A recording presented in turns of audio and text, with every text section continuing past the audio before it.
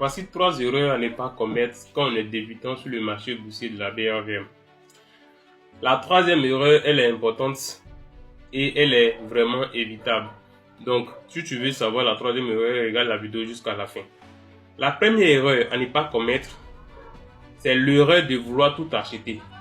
Quand vous êtes débutant sur le marché boursier, avec un petit portefeuille, un petit capital, même avec un gros capital, vous voulez tout acheter, avoir toutes les actions. Donc vous avez une action Orange Côte d'Ivoire, vous avez 2 actions Neiseda, vous avez 3 actions Palmsi, vous avez 4 actions CIE, vous avez 5 actions Sodeci, vous avez 10 actions, je sais pas. Ça c'est pas un investissement. Vous vous éparpillez. Et ça, même si la société vous paye les dividendes, vous n'allez pas savoir, vous n'allez pas sentir. Voilà. Donc, cette erreur-là, elle est vraiment évitée. Ne faites pas ça. Ne faites pas ça. Concentrez-vous quand vous êtes nouveau sur le marché.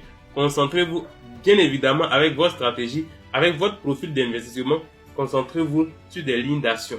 Donc, quand on est débutant, ce que moi je conseille, c'est d'avoir au maximum 3 lignes d'action quand on est débutant. 3 lignes d'action.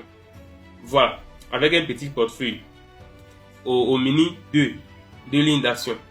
Voilà, ça c'est la première erreur. La deuxième erreur que vous devrez éviter, l'erreur d'adorer, d'aimer, de chérir son CMP, son coût moins pondéré.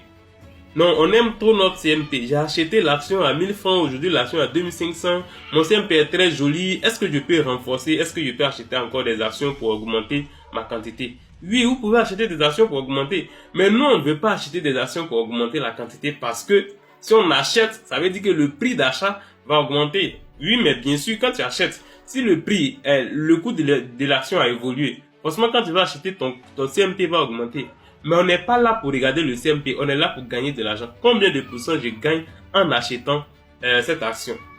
Ça, c'est la deuxième erreur. N'adorez pas vos CMP.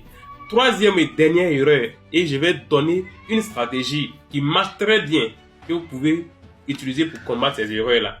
La troisième erreur, c'est d'acheter des actions sans objectif. Donc vous achetez une action, vous ne savez pas pourquoi vous avez acheté, quel est l'objectif pour lequel vous avez acheté l'action. Non, quand on achète une action, on achète l'action avec un objectif très précis.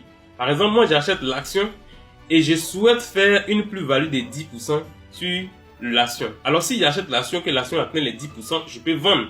Voilà, si je vois que le potentiel n'est plus assez élevé, je peux vendre. Voilà, je peux vendre mes actions. Si j'achète et que j'atteins mes 10%, je vois que le potentiel est élevé, je peux aussi attendre.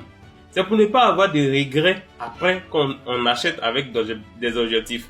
Voilà, donc quand vous achetez, ayez toujours des objectifs avant d'acheter des actions. Voilà les 3 erreurs à ne pas commettre. Maintenant, la petite stratégie que je vais vous donner qui va vraiment vous aider.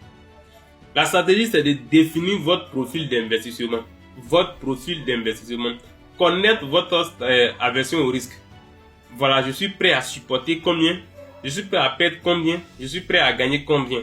Vous devez connaître ça. Ça, c'est la stratégie que vous devez utiliser pour combattre toutes ces erreurs-là. Donc, on achète avec objectif et on a un profil d'investissement. C'est quoi ton profil d'investissement?